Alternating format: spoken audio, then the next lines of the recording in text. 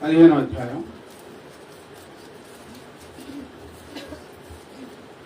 లూకా సువార్త 15వ అధ్యాయం 8వ వచనం.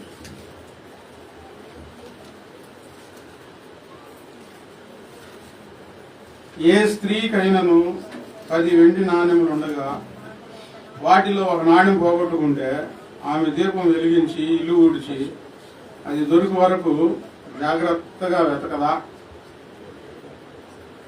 అది దొరికినప్పుడు తన చెలికత్తలను పొరుగు వారిని పిలిచి, నాతో కూడా సంతోషించుడి, నేను పోగొట్టుకుని నా నాణ్యము దొరికినదని వారితో చెప్పును కదా. యేసుక్రీస్తు వారు శరీరధారిగా 33.5 సంవత్సరాలు భూమి మీద బ్రతికి 3.5 సంవత్సరాలు సేవ చేసి, ఆయన సేవా జీవితంలో అనేకమైన అద్భుతమైన విషయాలు ఈ ప్రపంచానికి తెలియజేశారు. వాక్యంలో రాయబడిన మాట, భూమి పుట్టినది మొదలుకొని మరుగైన సంగతులు ఆయన వారికి బోధించేదును అని రాయబడి ఉంది. మరుగైన సంగతులు దేవుడు చెప్పాడు, ఎవరికి తెలియనివి. మనుషులు ఎవ్వరు ప్రఖ్యాతిగాంచిన వారైనా బీదవారైనా ఆయన చెప్పిన సంగతులు, ఆయన నోటి నుండి వచ్చిన మాటలు ఎవరికి తెలియవు. ఆయన మాత్రమే మరుగైన సంగతులు ఈ ప్రపంచానికి తెలియజేశారు.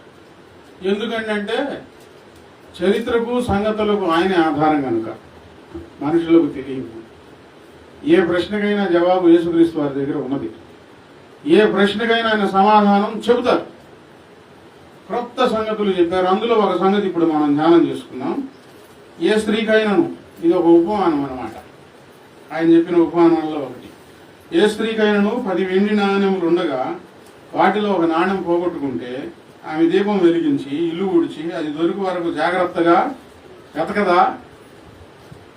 వెండి నాణ్యాలు ఆధారం చేసుకొని ఆయన ఉపమానం చెప్పారు. ఏ స్త్రీకైనా ఎవరికైనా 10 వెండి నాణ్యాలు ఉంటే ఒక నాణ్యం పోయిందనుకోండి, 9 ఉన్నాయిగా పోతే పోయిందిలే అని అనుకుంటారా? వెండి నాణ్యం కదా, దొరికే వరకు వెతుకుతారు. ఒక రోజు కాదు, 4 రోజులైనా వెతుకుతారు దొరికే వరకు. దొరికితే ఏం చేస్తారు? ఎక్కడ లేనంత సంతోషం వచ్చింది, పోగొట్టుకున్నది దొరికినది అని. దానికి పైన మరి ఒక ఉపమానం ఉంది. ఇక్కడ వెండి నాణ్యాలు పైన ఒక మనుషునికి 100 గొర్రెలు కలిగి ఉండగా వాటిలో ఒకటి తప్పిపోయిన యెడల 99 విడిచి ఒక్కదానిని వెతకడానికి వెళ్ళడా? వెళ్ళి అది దొరికే వరకు వెతికి అది దొరికిన తర్వాత ఎంతో సంతోషిస్తారు. ఈ 99ని విడిచి ఒక్కదాని కోసం. ఇక్కడ 10 వెండి నాణ్యాలు, ఒక వెండి నాణ్యం పోయింది, ఇంకా 9 నాణ్యాలు ఉండే కదలే ఒకటి పోయిందిగా అని అనుకుని ఎవరు అశ్రద్ధగా ఉండవు. సరే, ఇవంటే వెండి నాణ్యాలు. గొర్రెల సంగతి చెప్పారు. 100 గొర్రెలు ఉన్నాయి. 100 గొర్రెలో ఒకటి తప్పిపోయింది. ఇంకెన్ని ఉన్నాయి? 99 ఉన్నాయి. ఊరికి అలా పైన చూసి 99 ఉన్నాయిగా, ఏడో పోయిందిలే అని అనుకుంటారా? అనుకోరు. ఇక్కడ మన ఊర్లోనే రోజు గొర్రెలు తోలుకొని అటు జగ్గాపురం రోడ్డుకు వస్తూ ఉంటారు. ఇంటికి వెళ్ళేసరికి ఒక గొర్రె తగ్గింది. 20 ఉంటాయి ఆయన దగ్గర. అదే వచ్చిందిలే అని మౌనంగా ఉండలేదు, పోతే పోయిందిలే అని నిర్లక్ష్యంగా ఉండలేదు. వెతుక్కుంటూ వచ్చాడు. చీకట్లో కేకలు వేసుకుంటూ ఆయన ఎటువైపు నుంచి ఆ గొర్రెలు తోలుకుంటూ వచ్చాడో ఆ దారులన్నీ వెతుక్కుంటూ కేకలు వేసుకుంటూ ఆ సుబాబుల తోటల్లో వెతికి అరుస్తా ఉన్నాడు. ఇంటికి వెళ్ళిపోయాడు.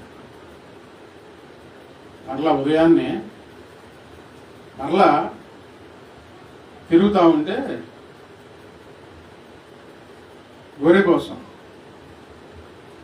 ఇది ఆ చెరువు గట్ట మీదుగా ఆసాముల ఇళ్లలోకి వెళ్ళిపోతే అక్కడ వాళ్ళు కట్టేసి ఉంచారు, దాచిపెట్టారు. అనుమానం వచ్చి అక్కడి నుంచి వెళ్తా ఉంటే ఫలానా ఆయన ఒక ఆయన చెప్పాడంట, అక్కడ గొర్రెలు ఉన్నాయి వెళ్ళు అని. ఇంటికాడ ఉన్నాయి గొర్రెలు. ఒక్క గొర్రె కోసం వేదన మొదలయ్యింది, అది దొరికింది. సంతోషంగా నాకు చెప్పాడు, పోయింది అనుకున్నాను, కుక్కలు తినేసినాయి అనుకున్నాను, మరలా దొరికింది, నా సొమ్ము గట్టిదయ్యా, దేవుడు గొప్పవాడు అని చెప్తా ఉన్నాడు.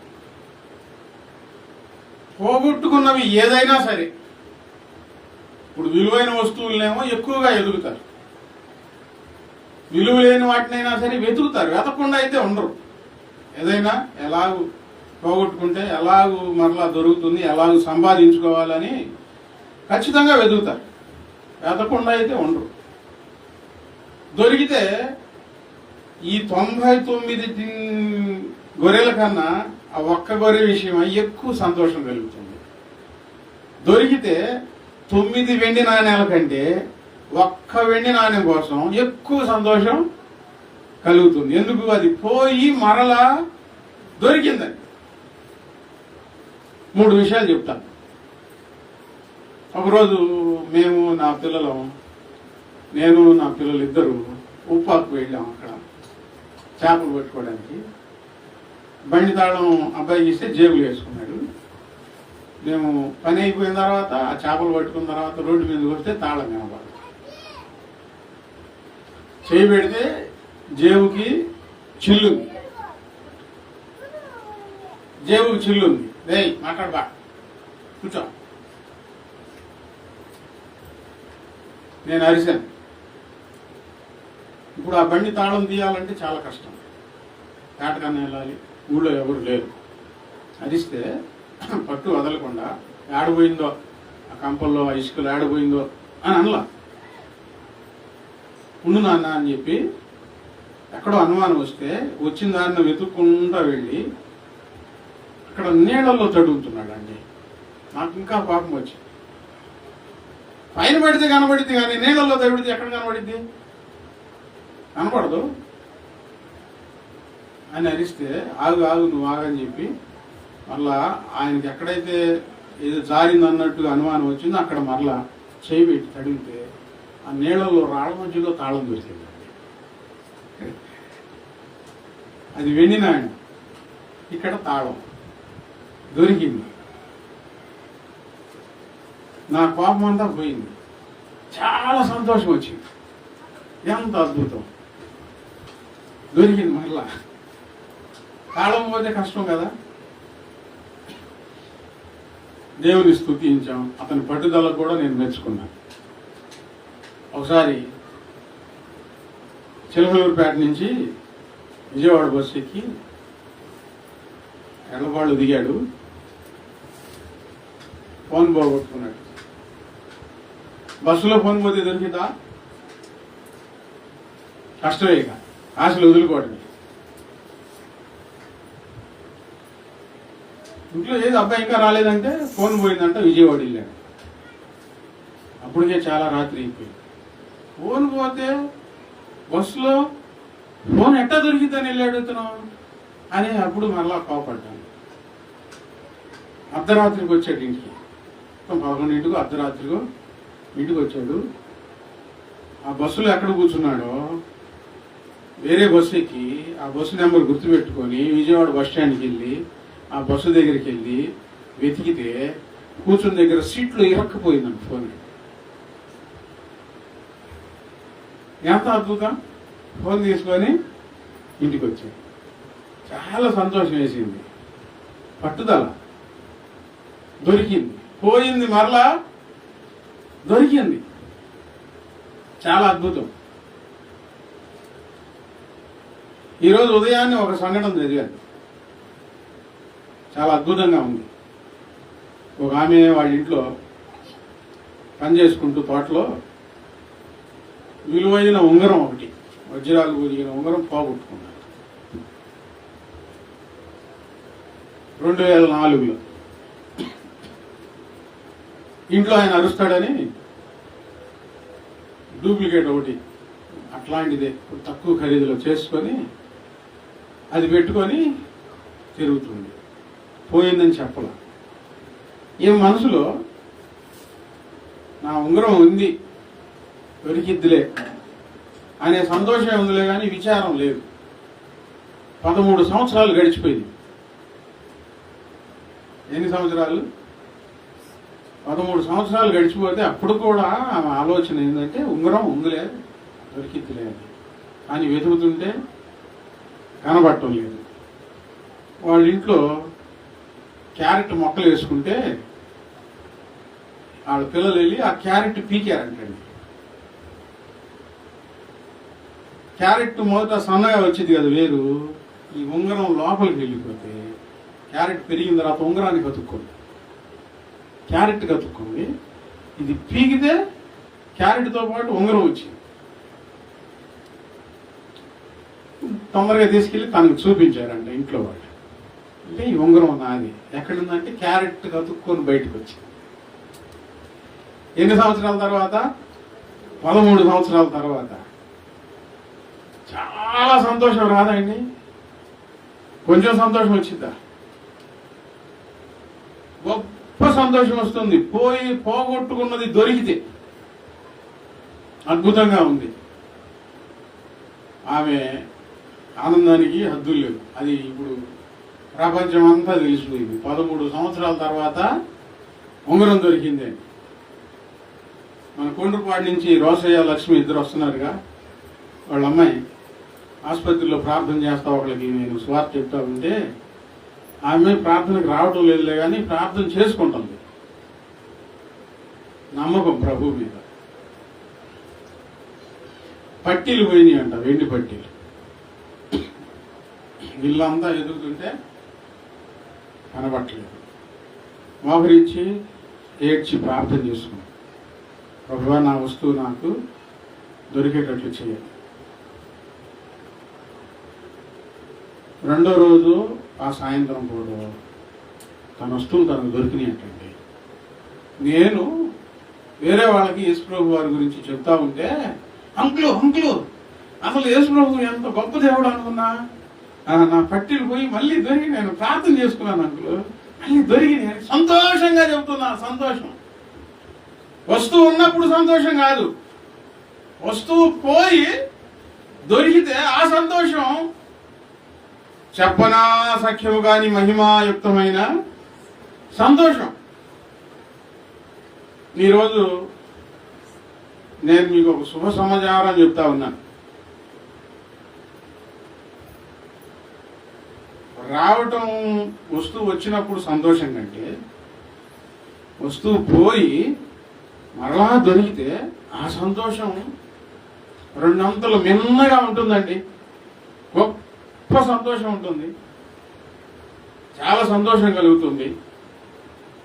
ఇక్కడ వస్తువుల గురించి, వెండి నాణ్యాల గురించి యేసుప్రభు వారు చెప్పారు. కొన్ని విషయాలు నిజ సంఘటనలు, బాహ్యంగా జరిగిన సంఘటనలు మనం విన్నాం. నేను మీకు ఈరోజు ఏం చెప్తా ఉన్నానంటే, వస్తువులే కాదు, మీ ఆస్తి అయినా మనుషులైనా.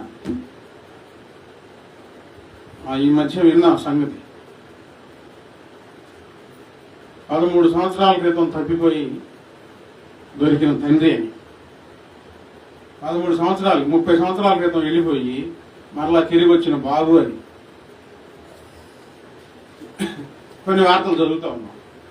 మనుషులైనా, పొలం అయినా, ఇల్లు అయినా, ఆస్తి అయినా, ఏదో ఒకటి, ఆరోగ్యమైన, మీరు పోగొట్టుకున్నారని చింత ఉంటే, మా ఈ ఫలానా పోయినవి అని బాధ ఉంటే బాధపడతా కూర్చోకండి, వెతకండి. ఎక్కడ ఎతకాలి పాస్టర్ గారు? ఎక్కడ ఎతకాలి? ఇన్ని సంవత్సరాలు అయితే యేసయ్య పాదాల దగ్గరికి వచ్చి ఎతకండి. ఎక్కడ? ఆయనకు సమస్తము తెలుసు. సమస్తము ఆయన చూస్తున్నాడు. ఆయన కంటికి మరుగైనది ఏది ఈ సృష్టిలో లేనే లేదు. ఏ వస్తువు ఎక్కడ ఉందో దేవుడు మాత్రం చెప్పగలుగుతాడు. ఒకళ్ళు వచ్చారు, మా బరిగొడ్లు ఏడ ఉన్నాయో చెప్పు, పోయినయ్యి ప్రార్థన చేసి చెప్పు అని అన్నారు. కొంతమంది ఉన్నారు, అదిగో ఆ దిక్కున ఉన్నాయి, ఇదిగో ఈ దిక్కున ఉన్నాయి అని చెప్తారు. పలానా ఊర్లో పలానా చోట ఖచ్చితంగా ఉన్నాయని చెప్పలేరు. లేదు, దేవుడు బయలుపరిస్తే ఖచ్చితంగా పలానా చోట నీ వస్తువు ఉంది అని చెప్పగలిగే మంచి అభిషేకం కలిగిన దైవజనురాలు ఉన్నారు. లేరని చెప్పట్లేదు. నేనన్నాను, నేను అసలు చెప్పనన్నాను. ప్రార్థన చేసి చెప్పు ఏడున్నాయా అంటే ఇదేమన్నా చిల్లర ఆట? భక్తి అంటే, దేవుడు అంటే, అయ్యా నా వస్తువు పోయింది, నాకు భయంగా ఉంది, కొంచెం ప్రార్థన చేయ్యా అంటే ప్రార్థన చేస్తాం. దేవుడు బయలుపరిస్తే చెప్తాం. ప్రార్థన చేయి, ఏడుందో చెప్పు, కొంచెం కానికేస్తా అంటే ఎటు చెప్తే నిర్లక్ష్యంగా. దేవుడు ఏమన్నా ఆటబొమ్మ అంత అలుసుగా మాట్లాడటానికి? నేను చెప్పనన్నా, నువ్వే చేసుకో అట్టాగే. మేము చెప్పేది ఏంటి, నేను చెప్పేది ఏంటి? యేసు ప్రభువారు నిజమైన దేవుడు. ఆయన శరీరధారిగా ఈ భూమి మీదకి వచ్చి మానవులందరి పాపము ఆయన భుజాల మీద వేసుకొని మన శాపాన్ని మన పాపాన్ని ఆయన తొలగించి శిక్ష నుంచి తప్పించి నరకాగ్ని నుంచి తప్పించి పరలోక రాజ్య భాగ్యం మనకు అనుగ్రహించాడు. మన ఈ జీవితంలో బ్రతికొండగానే ఆయనను వెతకి ఆయనను పట్టుకొని నిజదేవునిగా ఆయనను మనం హృదయంలో విశ్వాసం ఉంచి పాప జీవితాన్ని విడిచిపెట్టి పరిశుద్ధంగా జీవించాలి భూమి మీద బ్రతికినంతకాలం. నేను చెప్పేది ఇది, ఆరాధన ఇది. ఇక ఇక ప్రాణం తగ్గిద్దా, దేవుడు ఏం చెప్తాడో చెప్పు. ఇట్లా అడిగేవాళ్ళు అసలు సమాధానం చెప్పకూడదు. మీకు కూడా ఎవరైనా నాకు తగ్గితే వస్తా, నేను పాస్టర్ గారిని ప్రార్థన చేయమను అని ఎవరైనా చెప్తే అస్సలు చెప్పమాకండి. మందిరానికి రా, వాక్యం విను, యేసయ్యను సొంత రక్షకునిగా అంగీకరించు, ఆయన బాగు చేస్తాడని చెప్పండి. 4 వారాలు రా, 7 వారాలు రా, దేవుడు బాగు చేస్తాడని చెప్పొద్దు అసలు.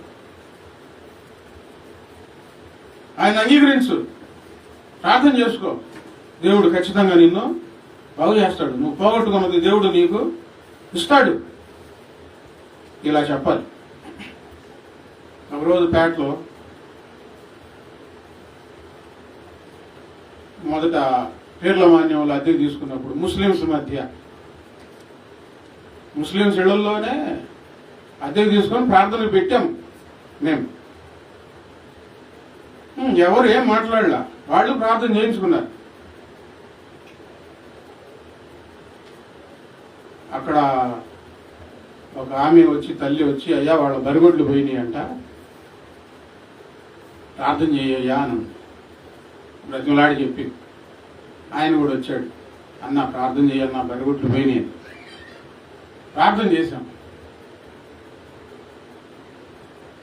రెండో రోజు 10 బరిగొడ్లు తిరిగి ఇంటికి వచ్చినాయి. అక్కడ అవే వచ్చినాయి. దేవునికి స్తోత్రం. విషయం తెలిసింది మా. ఇట్లా అడిగితే, అట్లా ప్రార్థన చేస్తే దేవుడు కార్యం జరిగిస్తాడు. ప్రార్థన చేయి, నీకేమైనా కనబడితే చెప్పు. ఇట్లా అడిగితే ఎట్లా సమాధానం వచ్చింది? జాగ్రత్తగా వెతికితే అని ఉంది వాక్యం. ఎట్లా వెతకాలి? నిర్లక్ష్యంగా కాదు, జాగ్రత్తగా వెతకాల. మీరు ఏమి పోగొట్టుకున్నారో మీ జీవితంలో యేసయ్య పాదాల దగ్గరికి వచ్చి జాగ్రత్తగా వెతకండి, అడగండి, దేవుణ్ణి బ్రతిమిలాడి అడగండి. మీరు పోగొట్టుకున్నవన్నీ అవి ఉంటే మీ వద్దకు వచ్చేటట్లు చేస్తాడు. లేకపోతే మరొక విధంగా ఆ ఖాళీని భర్తీ చేస్తాడు. ఖచ్చితంగా జరుగుతుంది. నిజంగా చెప్తా ఉన్నాను. భర్తీ చేస్తాడు దేవుడు. ఆయనకు అసాధ్యమైనది ఏది లేదు. నీ సన్నిధానములో సంపూర్ణ సంతోషం, ఆరాధించుకొని విలువైన అవకాశం.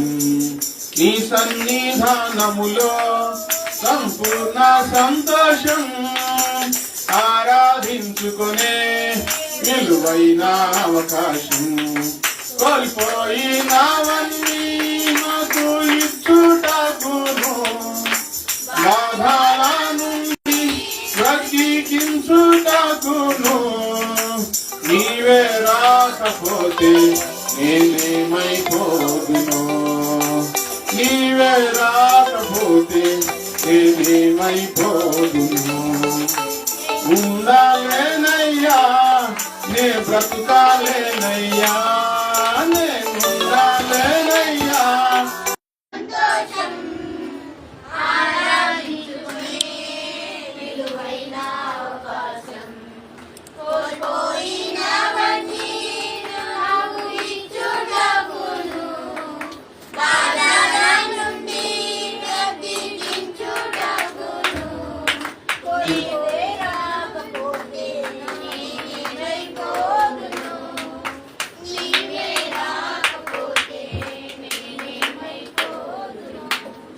దేవుని పాదాల దగ్గరకు వచ్చి వెతికితే ఆయన మనకు సహాయం చేసే దేవుడై ఉన్నాడు. మనం పోగొట్టుకున్నవన్నీ తిరిగి దేవుడు మనకు ఇచ్చేవాడై ఉన్నాడు.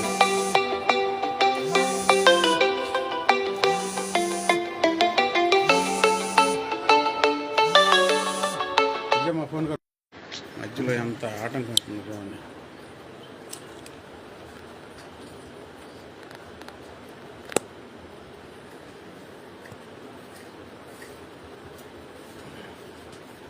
ఇప్పుడు ఆమె ఏం పోగొట్టుకుంది?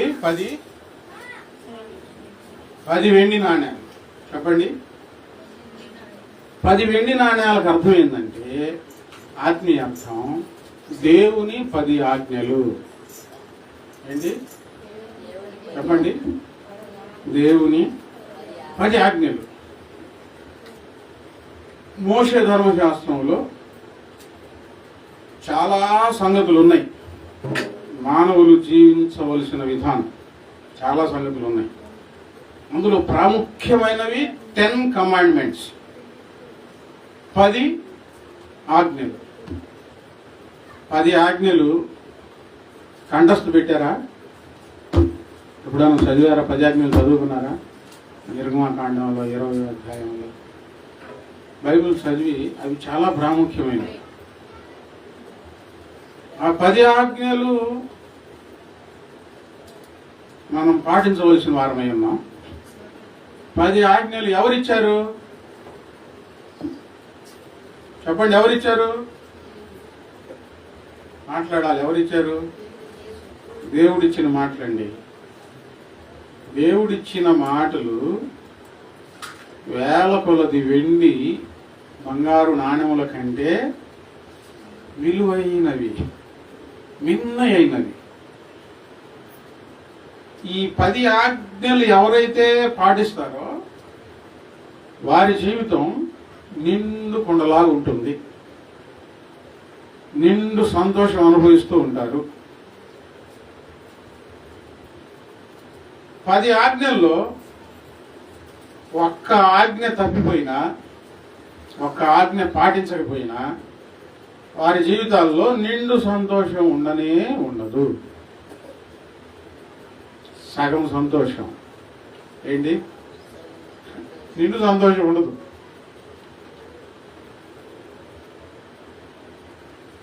ప్రార్థన చేసుకుంటున్నారు, కానికిస్తున్నారు, సాక్ష్యం చెప్తున్నారు, కానీ అరాకొర సంతోషంతో బ్రతుకుతున్నారు. నిండు ధైర్యం, నిండు సంతోషం లేదు. కారణం ఏంది? ఏదో ఒక ఆజ్ఞ నిర్లక్ష్యం చేస్తున్నారు. దేవుని మాటలు ఏదో ఒకటి తప్పిపోతుంది, ఏదో ఒకటి కొదువు ఉంటుంది. ఏదో ఒక బలహీనత ఉంటుంది. అందుకని ఏం జరుగుతుంది? నిండు సంతోషం లేదు. యేసయ్య దగ్గరే ఉంటున్నారు, నిండు సంతోషం అనుభవించట్లా. నిండు సంతోషం కావాలి అంటే దేవుని 10 ఆజ్ఞల్లో ఏ ఆజ్ఞ పోగొట్టుకున్నావు, ఏ మాట నువ్వు నీ జీవితంలో జరిగించడం లేదు. జాగ్రత్తగా దీపం వెలిగించి ఇల్లు ఊడ్చి అంటే హృదయాన్ని శుద్ధి చేసుకొని జాగ్రత్తగా వెతికితే అప్పుడు నీకు నిండు సంతోషం వస్తుంది.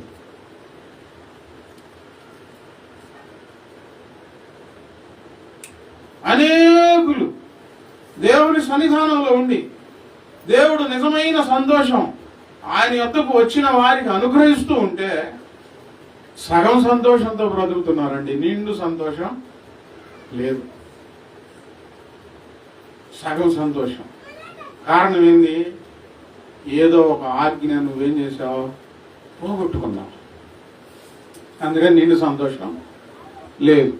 ఇప్పుడు పలావు కానీ కూర కానీ చేసేటప్పుడు అందులో వేయవలసిన దినుసులన్నీ వేయాలి, వండవలసిన విధానంలో వండాలి. ఏదో ఒక దినుసు తక్కువైతే నిండు రుచిదనం వస్తుందా? వచ్చిందా? ఏదో తగ్గిందే అంటారు. ఆకారానికి ఆహారం తయారైంది కానీ తినేసరికి రుచిలో నిండు సంతోషం లేదు. మరి దేవుని ఆజ్ఞలు కూడా అన్ని పాటిస్తేనే నీవు నిండు సంతోషం వస్తుంది. కొన్ని విషయాలు వదిలేస్తాను అని అంటే నీ జీవితం సగం కుండలా ఉంటుంది. అంజీ పాస్టర్ గారు ఎంతమందికి తెలుసు? జగ్గాపురం అంజీ పాస్టర్ గారు, నాయుడు వాళ్ళు. బైబిల్ని తొక్కాడు, సేవకుల్ని తిట్టాడు, పాస్టర్ని తిట్టాడు, ఎగబడేవాడంట, దూషించేవాడు. ఒకరోజు ప్రభువారు ఆయనను దర్శించారు. ఆయనకు చదువు లేదు, ఆయన మారిపోయాడు. ఏ నోటితో అయితే యేసుప్రభు వారి సేవ చేసేవారిని దూషించాడో మారిపోయి అదే నోటితో చదువు లేకపోయినా ఆ పెద్ద వయసులో చదువు నేర్చుకొని వాక్యం కూడా చెప్పే అంత స్థితికి వచ్చి ఇక్కడ ఈ ప్రాంతానికి కూడా వచ్చేవాడు. నేను ఈ ప్రాంతానికి సేవకు వచ్చినప్పుడు కూడా నేను కూడా పిలిపించి ప్రార్థన పెట్టించాను ఇక్కడ. ఆయన అంటే నాకు చాలా ఇష్టం. మంచి దైవ శక్తిని పొందుకున్నాడు. ఆయన సేవలో జరిగిన సంఘటన ఒకటి నాకు చెప్పాడు. ఒక యవనస్తుడిని దేవుని గురించి చెప్తా ఉండేవాడంట. టైం వచ్చినప్పుడు వస్తానులేండి, యేసుప్రభు వారంటే నాకు కూడా ఇష్టమే అని చెప్తూ ఉండేవాడంట. అంటే అటు ఇటు ఉన్నాడు, సగం భక్తి, పూర్తిగా మారలేదు. ఒకరోజు గడ్డి కొట్టడానికి పెట్టి సినిమా పాట పాడుతా గడ్డి కోస్తా ఉంటే ఆ గడ్డితో పాటు పట్టుకున్నాడంట పావుని. గడ్డిలో నుంచి పడగ విప్పి బస్సుమని లేచింది. లేచేసరికి చెమటలు పట్టినాయి అంట అబ్బాయికి. సినిమా పాటలు పాడుతూ సరదాగా గడ్డి కోస్తా ఉంటే పాములు వేసేసరికి సినిమా పాటలు ఆగిపోయి ఏసు రక్తమే చేయం, ఏసు రక్తమే చేయం, ఏసు రక్తమే చేయం అని కేకలు పెడతాను. పాము వెళ్ళిపోయిందాగా ఇంక వేరే మాట లేదు. పాము కనపడక ముందు సినిమా పాటలు. అది పాము చిన్నగా వెళ్ళిపోయిందంటే ఈయన అరుపులతో దేవుని కృప కలిగి వెళ్ళిపోయింది. ఇక అక్కడి నుంచి వచ్చి పడ్డాడండి. ఆయన ఎప్పుడు మందిరంలోనే ఉంటాడు, ప్రార్థన చేస్తాడు. పాస్టర్ గారు నాకు ప్రార్థన చేయ, పాము మరలా వచ్చిద్దేమో, మంత్రించమంటామంటే మంత్రించవద్దు, ఏమొద్దు. ప్రార్థన చేశాడు. అప్పటి నుంచి ఆయన మారిపోయాడు. అబ్బాయి టైం వచ్చినప్పుడు వస్తాంలేండి అంటే ఇప్పుడు టైం వచ్చినప్పుడు ఏమొచ్చింది చెప్పండి? ఏమొచ్చింది? పాము వచ్చింది. అన్నిటికీ టయాలు ఉండేలే, అన్నిటికీ టయాలు ఉండదులే అని అంటే, మరణ సమయం వస్తే అప్పుడు పరిగెత్తుతావా? బాప్తిసం తీసుకొని అప్పుడు పరిపూర్ణమైన ఆనందం పొందుకున్నాడండి ఆయన. దేవుని నమ్ముతారు, ప్రార్థన చేసుకుంటారు, కానీ నిండు సంతోషం లేదు హృదయాల్లో. కారణం ఏంటంటే ఏదో ఒక స్థితిలో నువ్వు జారిపోయావు. ఒక బలహీనమైన స్థితి ఉంటుంది. ఈ మధ్య ఒక ఆమె, వాళ్ళు ఇక్కడ ఎరికల్ కాలనీలో ప్రార్థన పెడతారనుకుంటా, నేను ఇంటికి హడావిడిగా వస్తూ ఉంటే బస్ స్టాండ్ దగ్గర ఆపారు. తొందరగా వెళ్తే నీ ఆటో ఎక్కుతాం, లేకపోతే ఎక్కమన్నాను. ముందు మీరు తొందరగా ఎక్కితే నేను తొందరగా వెళ్తాను అన్నాను. వాళ్ళు ఎక్కారు. ఒక ఆమె తెగ మాట్లాడుతుంది. ఈ డబ్బా భక్తి సగం భక్తులు ఉంటారు, వాళ్ళు తెగ మాట్లాడతారు. పరిపూర్ణమైన భక్తులు ఎక్కువ మాట్లాడతారు. ఓ అది ఇది దేవుడు అది ఇది అని చెప్పి ఆ సీరియల్ నేను చూడలేకపోతే ఉండలేను అంతే. అక్క, ప్రార్థన నేను ఇంత చెప్తున్నావు కదా, వాక్యం చెప్తాను, ప్రార్థన చేస్తాను, నీ దగ్గర ప్రార్థన చేయించుకోవడానికి వస్తాను అని అంటున్నావు. ఆ సీరియల్ ఎందుకు అక్క, అదొక్కటి తక్కువ ఎందుకు అక్క నీకు అంది. అమ్మో నీకు తెలియదులే, నా సంగతి దేశాయి తెలుసులే అంటుందండి. అంటే యేసుప్రభు వారు చెప్పాడు ఆమె కళ్ళలో కనబడాము, నువ్వు ఒక్కదానివే సీరియల్ చూడు అని చెప్పాడంటారా? చెప్తాడా? అసలు ఆయన అలా చెప్పడే. మరి ఏమగా సమర్థించుకుంటుంది. ఇంకొక అమ్మాయి కల్పించుకొని, అది మానుకుంటే మంచిది, తొందరగా మానుకో, ఎందుకు అదొక్కటి బుక్కవాని తైలంలో చచ్చిన ఏగపడినట్టు అని అంది. ఏమంటుంది, నా మనసు ఏంటి ఏసై తెలుసులే, టైం వచ్చిద్దిలే అంది. నేనన్నాను, ఆ టైం చచ్చిపోవడానికి వచ్చిద్దేమో అని అన్నాను. పులిసిన పిండి కొంచెమైనా ముద్దంతా పులియ చేయను. కొంచెం కూడా పులిపిండి నీలో ఉంటే నీ భక్తి జీవితంలో, నీ హృదయంలో సంతోషం ఉండదు. పూర్తిగా విడిచిపెడితేనే నిజమైన సంతోషం వస్తుంది. నిజమైన సంతోషం కావాలా వద్దా?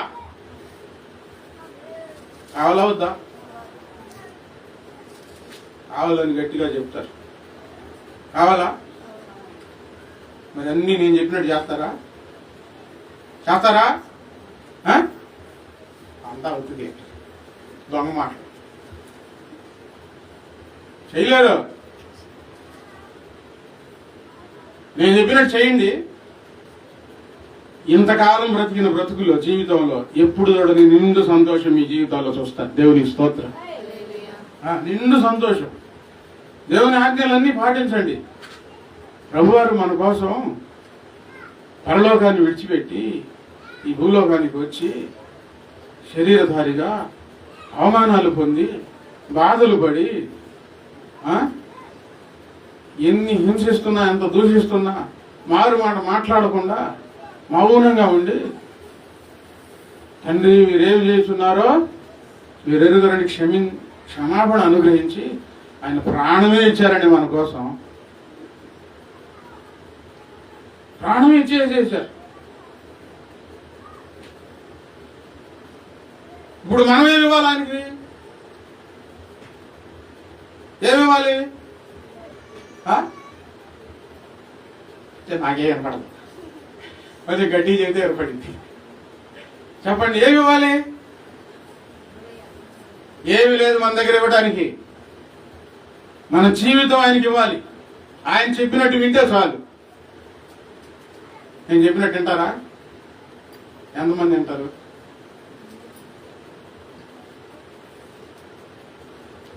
అమ్మో, మా వల్ల కాదులే పాస్టర్ గారు, ఏదో అట్ట ప్రార్థన వస్తున్నాం కానీ అన్నీ చేయమంటే మా వాళ్ళు ఆడయిద్ది.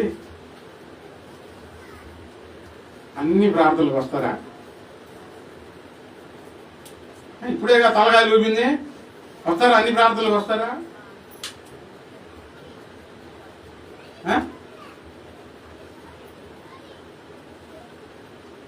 ఆచారాలన్నీ మానేస్తారా?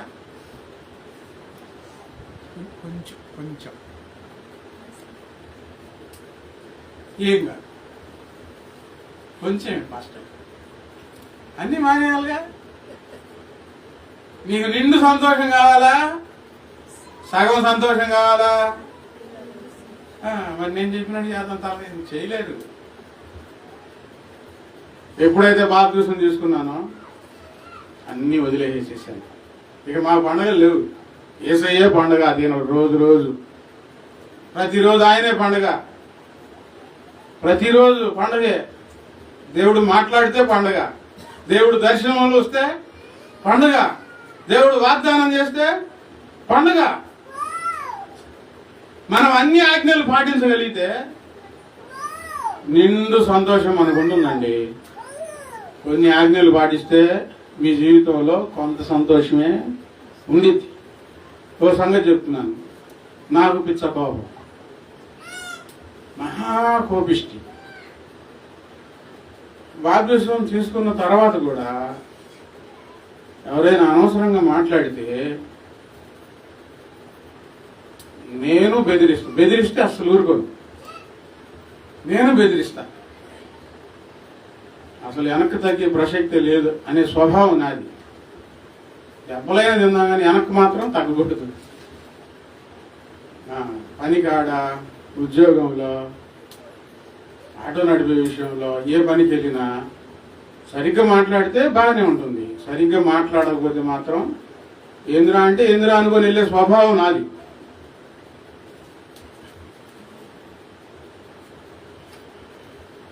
ఎక్కడో ఏదో కొరత ఉన్నట్టే ఉండిద్ది.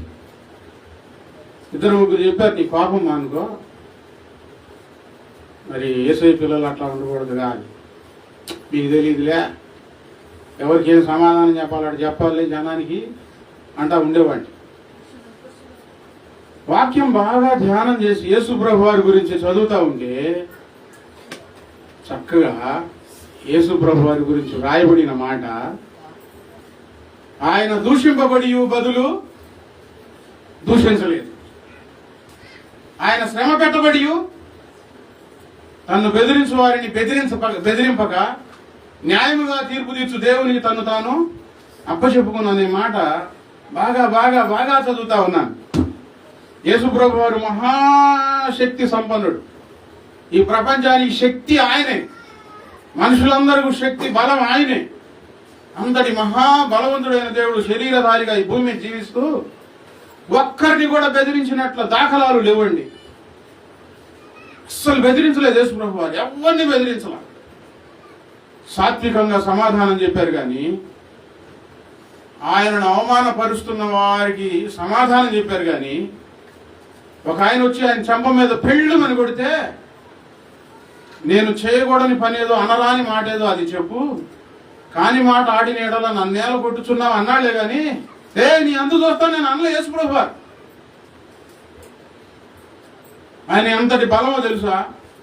యేసు ప్రభు వారిని పట్టుకోవడానికి వస్తే మీరెవరిని వెతుకుతున్నారు అని అడిగారు. నజరేయుడైన యేసుని అని అన్నారు. ఆయన నేనే అన్నారండి. అక్కడ తన శక్తిని కొంచెం విడుదల తీశారు.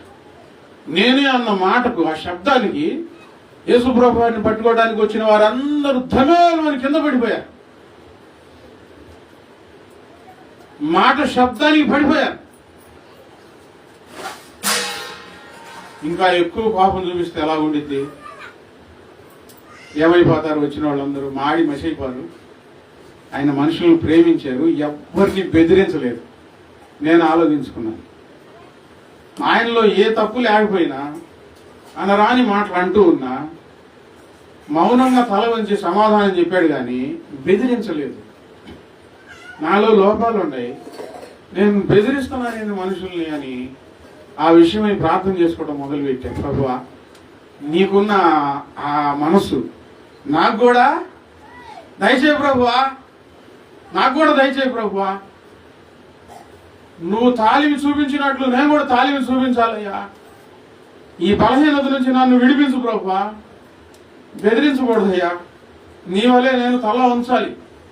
ఆయనకి ఏం చేతగా కాదు, నానా విధాలుగా మాట్లాడుతూ ఉన్నా మౌనం దాల్చాడు కానీ బెదిరించలేదు. నిజమే అండి, ఆ విషయంలో నేను చాలా ప్రార్థన చేసుకున్నాను. నాలో ఈ కోపాన్ని తీసివేయి. నువ్వు అంత బలవంతుడైన దేవుడై ఉండి, పరిశుద్ధుడు అయి ఉండి మాటలు పడ్డావు కానీ భూమి మీద తిరిగి దూషించలేదు, తిరిగి ఎవరిని బెదిరించలేదు ప్రభువా. నేను కూడా అలా ఉండాలి అని ప్రార్థన చేసుకున్నా. ప్రార్థన చేసుకోక ఆ లోటు తీరితే ఏమవుతుందంటే గిన్నె నిండి పొర్లుతుంది. నా గిన్నె నిండి పొర్లుతున్నది. నీ గిన్నె నిండడం లేదు, సంతోషం లేదు అంటే ఏదో ఒక విషయం దేవుని ఆజ్ఞను విడిచిపెట్టేసేసి. ఇప్పుడు నా కోపం విషయం చెప్పాను. మీలో ఎవరికి ఏమేం బలహీనతలు ఉన్నాయో కొంతమంది బూతులు మాట్లాడతారు. ఆ విషయం ప్రార్థన చేసుకోవాలి, వెతకాలి. అదే యేసయ్య పాదాల దగ్గర వెతకటం అంటే ప్రార్థన చేసుకోవాలి. నా నోట ఇవి తీసివేయి, మంచి మాటలు నాకు దయచేయి ప్రభు అని ప్రార్థన చేయి. కొంతమంది దొంగతనం చేస్తారు. ప్రార్థనకు వస్తాను, ప్రార్థనకు వచ్చే వారి గురించి ఇప్పుడు ఇవన్నీ చెబుతుంది. దేవుని దగ్గరికి వచ్చి ఆ విషయంలో ప్రార్థన చేయి, నా బుద్ధి మార్చు ప్రభు అని. కొంతమంది అబద్ధాలు చెబుతారు, అలవాటు. ఆ విషయంలో ప్రార్థన చేసుకో.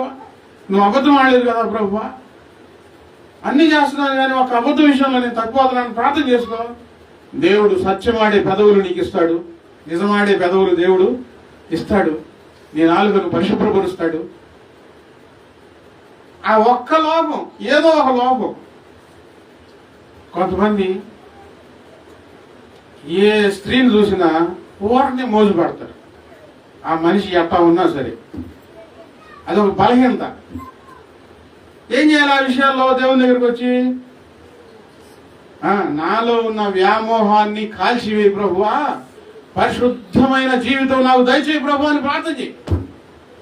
కొంతమంది పురుషులు చూడంగానే వీళ్ళు గొంగళ పురుగుల్లాగా మారిపోతారు, అదేంటి ఒక రంగం మారిపోతారు అంతే. బలహీనత. ఏం చేయాలి? ఈ విషయంలో నాకు బలం దయచేయి ప్రభువా. స్టాండర్డ్గా ఉండాలండి. ఆ ఒక్క విషయం నీ మనస్సాక్షిని గద్దించి నువ్వు చేసిన ప్రార్థన, నువ్వు చదువుకున్న వాక్యం, నువ్వు పాడిన పాటలు అన్నిటినీ కృంగజేసిద్ది. ఆ ఒక్క విషయం. కొంతమంది చూపులు బాగుండవు. ఈ ఒక్క విషయం ఏమవుతుంది? నీ జీవితంలో సంతోషం లేకుండా చేస్తుంది. మొదటగా మనం చెప్పుకున్నది, బాహ్య సంబంధమైన వస్తువులు పోగొట్టుకుంటే దొరికితే ఎంత సంతోషం వస్తుందో అంతకు మించి ఆత్మ సంబంధమైన విషయాలలో ఎక్కడ మనం ఏ విషయాలు పోగొట్టుకుంటున్నాము. దేవుడు ఇచ్చిన 10 ఆజ్ఞలు 10 వెండి నాణ్యాల కంటే అమూల్యమైనవి. వాటిని మనం చాలా జాగ్రత్తగా పాటించాలి, భద్రం చేసుకోవాలి, చాలా జాగ్రత్తగా కాపాడుకోవాలి. ఏదైనా ఒక ఆజ్ఞ మనం పోగొట్టుకున్నామంటే, చేయట్లేదంటే దేవుని పాదాల సన్నిధిలో జాగ్రత్తగా వెతికి ప్రభువా నేను ఈ పని నేను చేయలేకపోతున్నానయ్యా, ఈ పని చేయడానికి నాకు శక్తి దయచేయి ప్రభు అంటే, నా శత్రువుల ఎదుట నీవు నా భోజనము సిద్ధపరచి నా గిన్నె నిండి పొర్లుచున్నది, నా తల నూనెతో అంటి. ఆ పాట పాడండి, మర్చిపోయాను. నా గిన్నె నిండి పొర్లుచున్నది. యేసుప్రభు వారి దగ్గర నిండు సంతోషం అనుభవించాలి, సగం సంతోషం కాదు. ఒక్క బలహీనత నీ సంతోషం మొత్తాన్ని దొంగిలిస్తుంది. సమృద్ధి అయిన సంతోషం, నిండు సంతోషం ఎక్కడంటే ఒక బలహీనత నువ్వు తీసివేసేసి దేవునికి అప్పచెప్పి ప్రార్థన చేసుకుంటే నిండు సంతోషం నీ జీవితంలో ఉంటుంది. సగం సంతోషంతో బ్రతుకుదామా, నిండు సంతోషంతో బ్రతుకుదామా? నీళ్లు బాగుంది పిల్లలకి ఏ సంతోషం కావాలి? నిండు సంతోషం ఉండాలంటే, గిన్నె నిండి పొరలాలంటే అన్నిటినీ మానుకోవాలి, అన్నిటినీ విడిచిపెట్టాలి. దేవుడు సంతోషాన్ని ఇచ్చాడు, గొప్ప సంతోషాన్ని ఇచ్చాడు. ఏదో ఒక బలహీనత నిన్ను బాధ పెడుతుంది, దేవుణ్ణి కూడా బాధ పెడుతుంది. ఆ చివరి మాటలు ఏమని రాయబడి ఉందంటే లూకా 15:10, అటువలే మారు మనసు పొందు ఒక పాపి విషయమై దేవుని దూతల ఎదుట సంతోషం కలుగునని మీతో చెబుతున్నాను. మారు మనసు పొందు ఒక పాపి విషయమై. పాస్టర్ గారు ప్రార్థనకు వస్తున్నాము, బాప్తిసం తీసుకున్నాము, ఇప్పుడు కూడా మారు మనసు పొందాలా? మారు మనసు పొందాలి ఇప్పుడు కూడా. ఇప్పుడు దాకా చెప్పిన విషయాల్లో ఏ విషయంలో అయితే, ఏ బలహీనత అయితే నిన్ను వేధిస్తుందో ఆ విషయంలో నువ్వేం చేయాలి? మారు మనసు పొందాలి. లేకపోతే ఏమవుతుంది?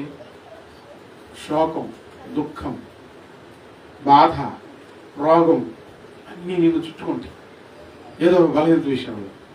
నువ్వు ఆ విషయంలో, ఇప్పుడు నేను కోపం విషయం చెప్పాను, ప్రార్థన చేసుకున్నాను, నాకు సంతోషంగా ఉంది, నా కోపం పోయింది, నాకు సంతోషం వచ్చిందని ముఖ్యమంత్రికి తెలీదు, ప్రధానమంత్రికి తెలీదు. ఎవరు చూశారు? యేసయ్యకి తెలుసు. నాకు సంతోషం వచ్చింది, బిడ్డ మారు మనసు పొందాడు ఆ విషయంలో అని దేవుని దూతలు చక్కగా పాట పాడుకుంటూ సంతోషిస్తారంటండి. పరలోకంలో ఆనందం కలుగుతుంది మనం మారితే, మన ఇంట్లో ఆనందం వస్తుంది మనం మారితే. దేవుని దూతలతో కలిసి సంతోషించే విషయం మనలో మార్పు జరిగితే ఇప్పుడు ఏం చేయాలి? మనం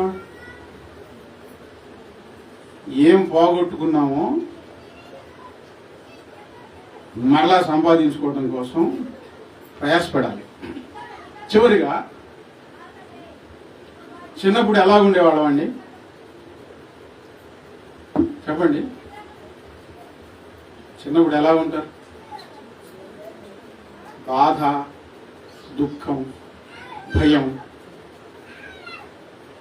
కన్నీళ్ళు, ఏమన్నా తెలుసా? తేలికైన గుండెతో ఉంటాం, తేలికైన మనసుతో ఉంటాం. ఏదైనా దెబ్బ తగిలితే కాసేపు ఏడుస్తారు, పెద్దలు ఎవరైనా కొడితే కాసేపు ఏడుస్తారు, అంతేలే. కానీ మనసు మాత్రం చాలా ప్రశాంతంగా తేలిగ్గా ఉంటుంది. పెరిగి పెద్ద అయిపోయి ఈ తేలికైన మనసును బరువులతో నింపి ఉన్న సంతోషాన్ని పోగొట్టుకుంటున్నాం. ప్రతి మనిషి జీవితంలో జరుగుతుంది ఇదే. ఎవరి దశకొచ్చి లేనిపోయిన భారాలు పెట్టుకొని, లేనిపోయిన దిగుళ్ళు పెట్టుకొని, పెళ్లిళ్ళు చేసుకొని, పిల్లలు పుట్టిన తర్వాత భర్త దిగులు, భార్య దిగులు, పిల్లల దిగులు, ఇంటి దిగులు, గుండె బరువెక్కిపోతుంది. సంతోషం పోయింది, దుఃఖం వచ్చింది. మరలా సంతోషం పొందుకునే భాగ్యం యేసయ్య పాదాల దగ్గర ఉందండి. ఎక్కడ? దేవుని పాదాల దగ్గర ఉంది. నిండు సంతోషం ఆయన ఇస్తాడు.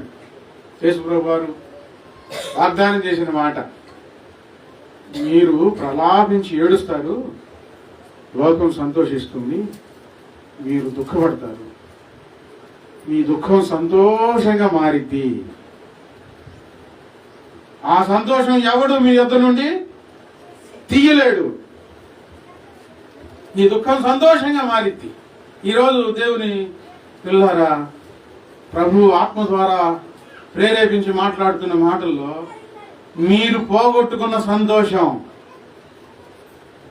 మీ జీవితంలో మరలా దేవుని పాదాల దగ్గర పొందుకోవాలి. గిన్నె నిండి పొర్లి పారాలి. ప్రార్థన జీవితం పోగొట్టుకున్నావు, వాక్య పఠనం పోగొట్టుకున్నావు, పరిచర్యలో సాగటం పోగొట్టుకున్నావేమో, ఆత్మలు నడిపించడం పోగొట్టుకున్నావేమో. మరలా దేవుని పాదాల దగ్గర వెతికితే ఈ బరువైన గుండెను తేలిక చేసి నిండు సంతోషం నీ హృదయంలో ఉంచితే నీకు ఆనందం, నీకు సంతోషం. కావాలా వద్దా?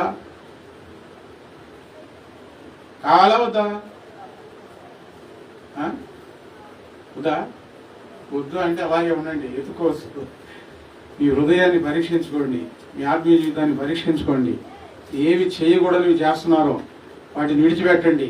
దేవునికి ఇష్టమైన పనులు చేయడం మొదలు పెట్టండి. ప్రార్థన చేసుకొని చూపులు మానుకోండి, మాటలు మార్చుకోండి, పరిస్థితులు మార్చుకోండి, ప్రవర్తన మార్చుకోండి.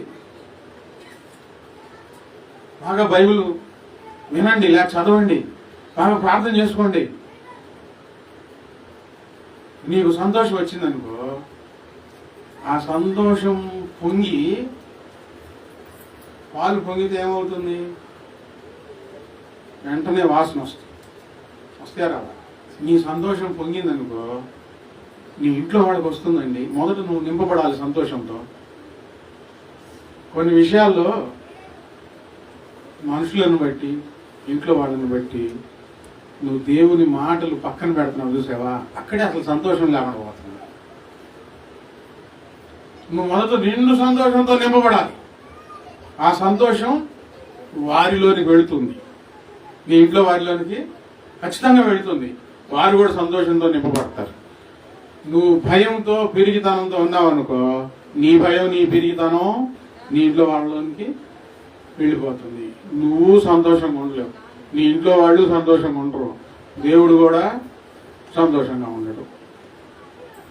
నువ్వు సంతోషంగా ఉండాలి, నీ ఇంట్లో వాళ్ళు సంతోషంగా ఉండాలి, దేవుడు కూడా సంతోషంగా ఉండాలి. మోకరించండి, ప్రార్థన చేసుకోండి.